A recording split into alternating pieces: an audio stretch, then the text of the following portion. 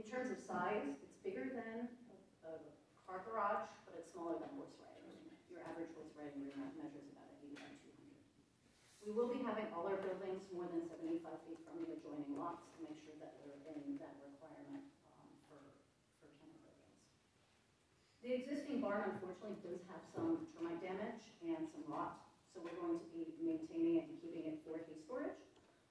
Instead, we're going to be putting a prefabricated Amish Dutch-style barn building as an office, so that once again it looks like a barn from the outside and isn't intrusive, but that way we have a place to have an office. All the designs that we've had so far has really been with the neighbors in mind. We wanted to be as far away as possible, so we position as far away back as we could. We've made sure that the parking lot and the buildings and the way that they're laid out obstruct view of the play yards for Namada. That means that Namada can't hear them as much, but we're also not overstimulating dogs or causing stress or triggering them to become overstimulated. In terms of canine feces, I know people have shown some concern about that, so we decided to actually conduct a study over the course of a week, and in 1 week we saw 72 dogs. Out of those 72 dogs, we did a survey and we asked every owner. Only 4 dogs out of those 72 defecated before, during, or after class. We think that, it's less than if a dog lived there. So the reality is based on what different municipalities recommended and based on things like on Fairfax government website, on Prince William website in the city of Alexandria, they say the best thing is pick it up, trash it, take it to landfill. At that point, it's not even enough to consider composting. So what we're going to do is we're going to have doggy waste stations throughout the property where people can pick up their poop and dispose of it. Part of our thing with the AKC and being AKC affiliated is to ensure that we create an environment of responsible dog ownership and that we promote responsible dog ownership, and part of that is picking up after your pet. And furthermore, we have an obligation to our clients to make sure they're welcome and it's safe and clean. There's various other pet businesses in the county. Some have operated very successfully on agricultural properties, some with a kennel license. A couple of the businesses, such as Roseville Veterinary Clinic and Golden Retrieve for Canines, we're already affiliated with and we have an established relationship with. I think that definitely, given these parameters, that we are in line with the comprehensive plan and that we are creating minimal impact based on our design and our plans. Regarding the zoning and the kennel license, as a layman, I did read it as, or any commercial venture. I make my livelihood and my income on training dogs. Dogs were in the ordinance, and it's a commercial venture.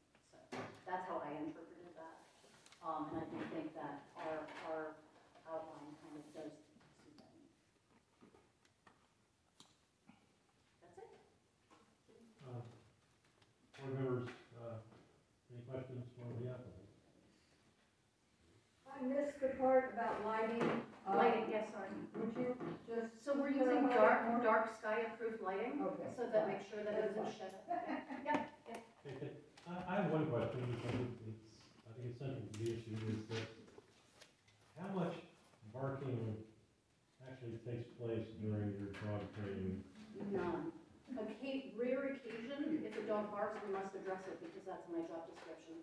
For us, and I did forward a video, and I believe that Michelle has a video accessible if you wanted to show it, of some of our group classes.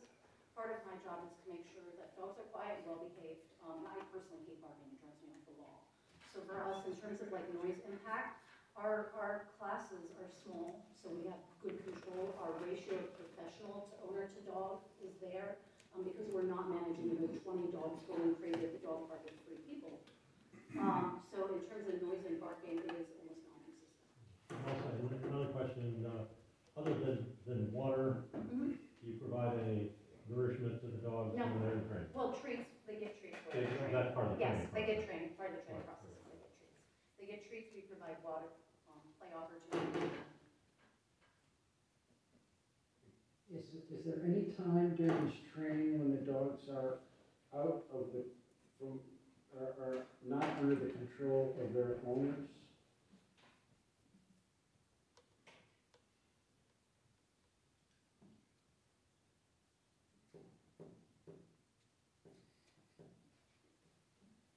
We have in the past accepted dogs from clients who don't have time to dedicate themselves when we do what's called drop-off training.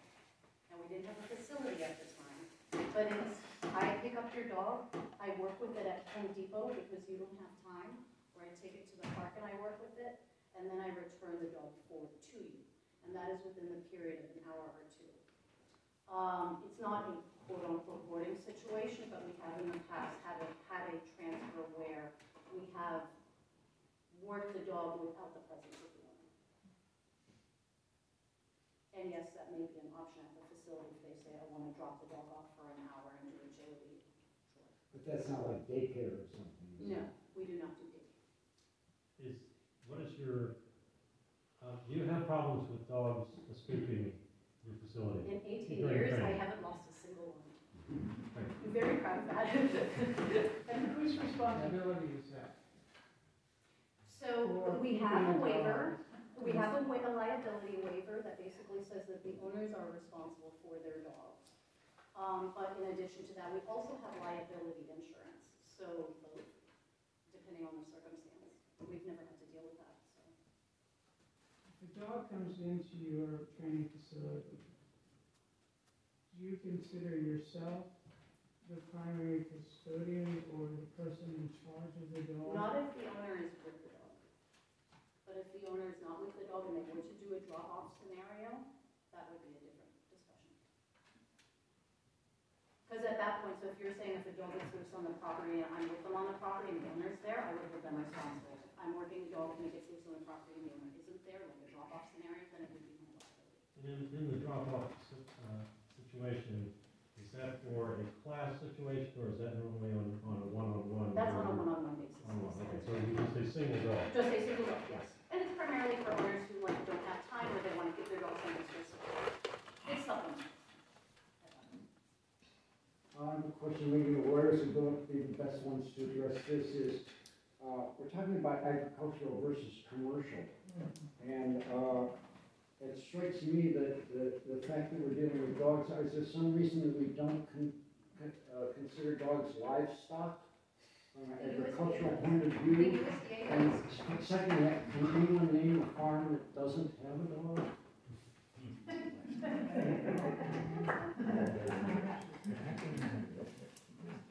Well, what's the difference between a dog training facility and a horse training facility? Horses we don't need, so we bring them somewhere and they're trained. And they come back, and that is somehow under an agricultural law. Right, I mean, if you're training horses, the same way you train dogs, and horses are considered livestock, and therefore it's an agricultural application, and I can't see why it isn't the same thing goes for dogs. I think the kennel definition specifically calls out dogs. I understand that. And so I think that's the definition that we have to deal with. And I will, I've had this thought also, and I will add into this discussion, is if an equestrian facility, because for whatever reason, decides that on one day a week or whatever, they want to do dog training, would they then be required to have a kennel permit? Of course. In that a equestrian facility would lend itself to dog training. I can tell you that we've successfully rented equestrian facilities for agility in Fauquier County. Because right now we're traveling from place to place. In Fauquier County, For classes. were you required to have a permit then? Those special events. They were not, it was more complicated in Fauquier County, they put us under a trade school. Say what? A trade school. And yeah, that's But that was exactly, before the changes of ordinances. exactly what permitting were you required to have in Fauquier? I was under a trade school because we were in a commercial setting, but it was for town. You know what's And that was a happening, so after special- Faulkner anyway, right? Okay, any more questions for the applicant? Okay, then we will, open up the public hearing to public comment. And I received a lot of emails from a number of you or whatever. And so if you send us an email, I think we, unless the board doesn't agree, we've had your input. So if there are people here who have not sent us emails, I would ask them to raise their hands first and make their comments.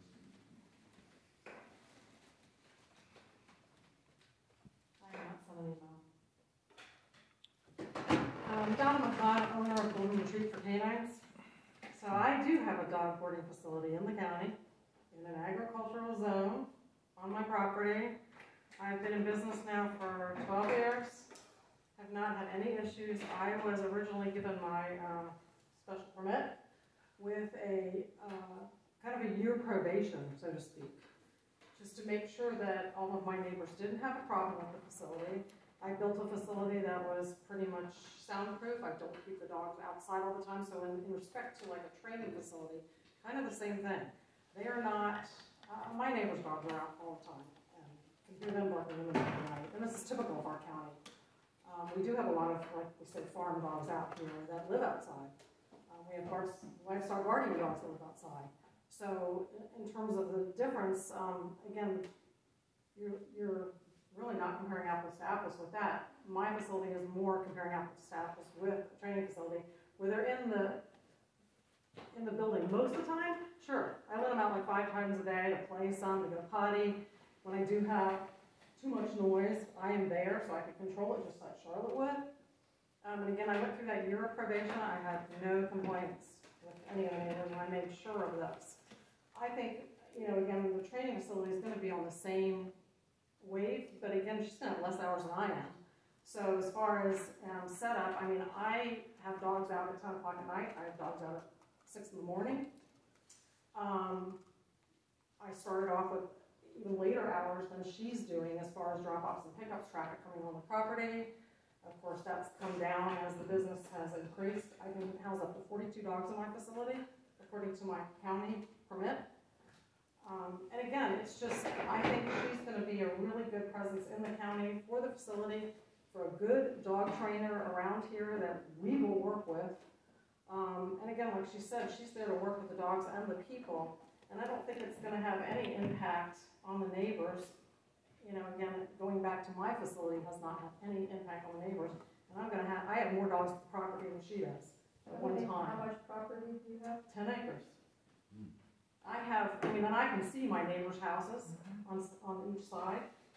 Not in the back of the facility. I do have a buffer of trees. But, I realize that, again, in this county, there is a lot of different kind of noises. We have gunshots. We've had her neighboring property, or to-be neighboring property, shooting off cannons that I can hear on my property, which is, I don't know how many miles away, maybe 3 miles away. So I don't think noise is an issue here. I don't think the traffic's an issue because, like she stated, she's only going to have small classes. They're not going to be a lot of people on the property at one time. I would love to have her as a neighboring facility in our county for this business. I think it's a great use of the property. And it is, like she said, on 211. Mine's not even. Mine's on a secondary road. So she's on a primary road, which in a lot of places could be turned into commercial property anyway. And you've got, like she said, Armada Winery right next door. I know that it is agriculture. I realize that. But, look 20 years down the road, we don't know what's going to happen in this county. Yeah, we want to keep it agricultural, but we can't, we have no idea what will happen down in the future with the properties that are on that road. But I am in full support, obviously, of Charlotte Wagner opening this facility in our county. Thank you very much. Anyone else like to? I'd like to name the front. Yeah, please come back. Well, my name is Jeremy Levy. I'm the winery manager at Normandy Winery. I'm here representing Dr. Sue Patil with Normandy Winery. Normandy Winery is very concerned with the plan for the new facility next door. Normandy Winery employs 4 full-time employees yearly, 2 to 3 additional. Sir, could you take your mask off? Absolutely. Like pretend we're eating or something. Do you want me to start from the top or just where? No, we haven't heard it's just like a real story. Norwood Winery employs 4 full-time employees yearly, 2 to 3 additional employees, 2 to 3 additional full-time employees, and up to a dozen part-time employees seasonally. So that's April through November. This year alone, we have processed 53 tons of taxable produce, all of which coming from the Commonwealth of Virginia, with the vast majority of them coming here in Rappahannock County, in our own state. Our winery produces about 2,000 cases of wine, which is 24,000 bottles plus of taxable product. The tasting room is all the products, all of which taxable, can be sold. Along with bottles, we also sell glasses of wine. A lone glass of wine is taxed differently than a glass of wine sold with, let's say, a butter shake. Rappahannock County has a specific tax for glasses of wine and food items purchased together. This also does not include the taxes and county expenses Dr. Patil pays just to have agricultural land here in Rappahannock County. There are several reasons for concern that have been discussed at length at this meeting and the prior about property value, noise pollution, environmental impact, etc. I'm here on Norman's behalf to express concern on any impact that could negatively affect the wine. Dr. Patil and Norman Winery are concerned on the impact of the proposed facility on our ability to maintain our crops, produce nationally acclaimed products, and continue to operate and grow as a farm wine.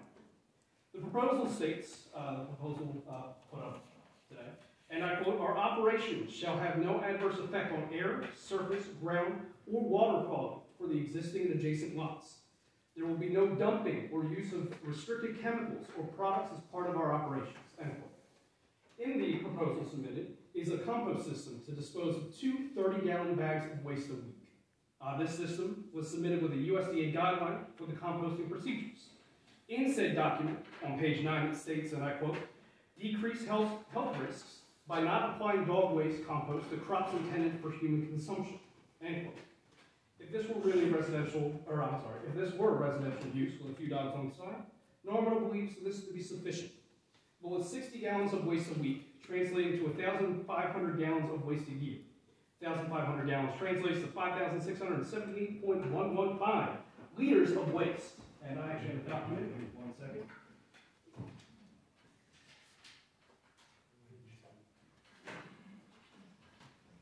Can I present this report? I have with me a picture of me standing next to our 2,950 liter stainless steel tanks for scale.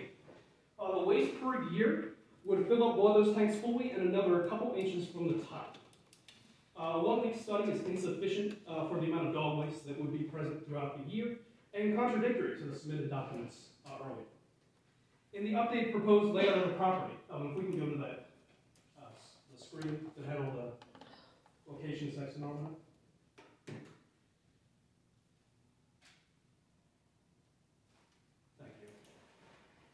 In the updated proposed layout of the property, sites C, D, and E, the training facility, dog park, and agility yard, are all located uphill of our vineyard, where our Vidal Blanc, Chamberson, and Chardonnay blocks are planted, and where we process 100% of our produce. Also nearby are Caprofranc, Merlot, and Cab Sauv blocks.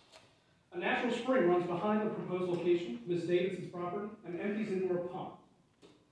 This pond is located near Urbania, Petit Fernel, and Dr. Patil's personal well system. In the event of substantial rainfall, let's say 2018, maybe half of that rainfall,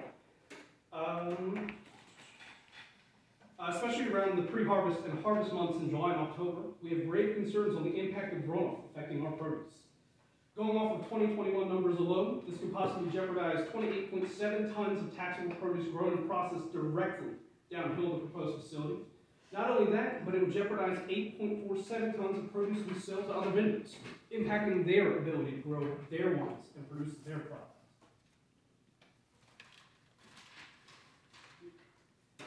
Principle 7, Policy 3 of the Rappahannock County Comprehensive Plan states, and I quote, "Promote only economic growth that assists in maintaining our existing balance and is compatible with the environmental quality and rural character, and does not adversely affect active farm operations, forestry operations, residential neighborhoods, the tourist industry, and the county's fiscal stability.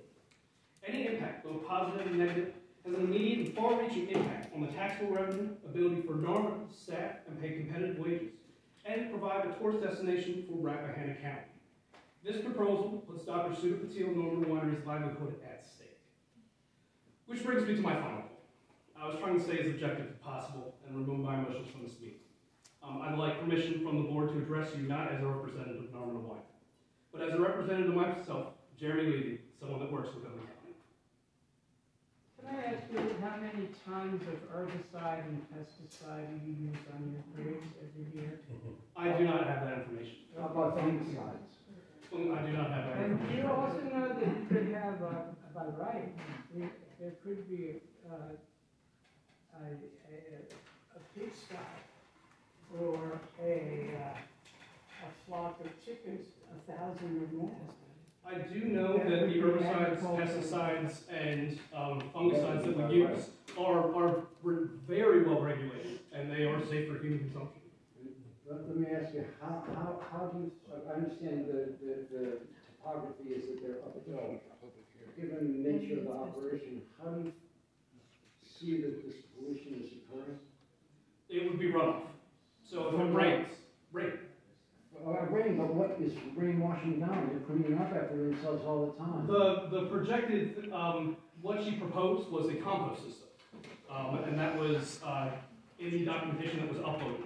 It came with the USDA, it was supposed to be a natural compost, and that's what we have grave concerns of, is this. So you would be satisfied if there was just no composting, really? I wouldn't say we'd be satisfied, just because the flooring, the flooring wouldn't, how do you clean that? How do you clean what? The flooring, is it like a concrete, is it anything that can get into the water? So how about if you move the composting area away from, I mean, I realize you're downhill from her. Mhm. I have looked at it from your parking lot. Yes. And I can understand why you're not Yes. crazy about it. Yes. The spring also is an issue. There is a spring and there is a slope going towards the spring. So either way, pretty much anyone that isn't directly in front of 211, which I don't think is the best place for a compost system, would either go into the spring system or go directly into our crop school and tasting room. Well, they have to have a whole, the horse and goat, And area cows. seems to be remote enough that that would be appropriate. We're worried about the dog fecal matter. Horses, No, that's all You're I'm not saying, worried because about if they horses? put, How if does they kept their composting process in the opposite end of the property, would that be satisfactory? I have to. Opposite end of our, we have a pond. I'm sorry, we're not taking any comments from the audience. I would have to look at the topography, and I wouldn't know, I just know that where the stated compost would be was a concern. So I cannot, confirm or say that we'd be satisfied. I'd have to look at the slope. Because we do have, right next, you can actually see it on the map, is closer towards 211. We also have Tanat and Petit Verdot there. So even Tanat and Petit Verdot varietals, we have growing close to 211. So even if it was moved forward, that would impact those. So instead of impacting our Vidal Blanc, Chambersons, and Chardonnays, it would be impacting other grapes. Well, I'm not talking about moving it forward, I'm talking about moving to the left. The left, as See where in, it says horse and yes, goats? If they're then it composting- gets into the spring. The spring goes all the way up. Yeah, I've got a question. Is Nirvana a dog-friendly winery? Mhm. How many dogs, do you limit the number of dogs that people bring in, and if it goes over 6 or something like that, you say, I'm sorry, you can't bring your dog in? We limit, so no dogs are allowed in the tasting room. We limit dogs on the balcony to 20 pounds or less. And then all dogs that are on the property need to be leashed and under direct adult supervision. Do you limit the number? No. Can I address the board as a non-representative of Normal Winery? What further do you have to add? So I live right next door in Warren County. My only connection to Rappahannock County is that I work here and I'm getting married here. My fiance and I just moved to Winchester, bought a beautiful house in Front Royal, for the sole purpose of being closer to Normal Winery. Both myself and my fiance are employed by Normal Winery. 100% of my family's income comes directly from Normal Winery. When the winery prospers, my family prospers. When the winery was hit with COVID, its variances, my family felt it. My livelihood and the livelihood of all those that work for Norma are tied directly to the livelihood of Dr. Subatil and Norma Winery. Anything short of a 100% guarantee that Norma Winery's ability as an active farm and tourist destination can operate without hindrance in any way by this facility is unacceptable. A vote in favor of this proposal without thoroughly addressing these concerns is to disregard Rappahannock County's own comprehensive plan. That's all I have.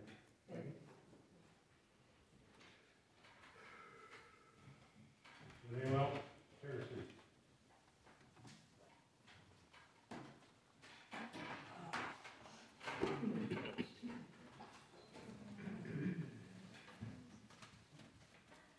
My name's Terry Basham, I live in Amosville, Virginia. I was the president of the Dog Trading Club back in the late '70s, and we had about $15 to $20 per class. And we never really had a problem. We break the classes up, we had 4 or 5 people training. It was never a problem. And I got away from dog training and got a new dog. I think I can speak for most dog owners. You want your dogs to have good manners, acceptable. And there's things that are not acceptable. That's why we take the dog training. Not only in dog training do you train the dog, but Mrs. Harville there trains the trainer. And I felt like I missed some stuff, so I took a class in Manassas, and it was okay. And my dog passed. I didn't like it, but he passed. I got to thinking there was a class closer.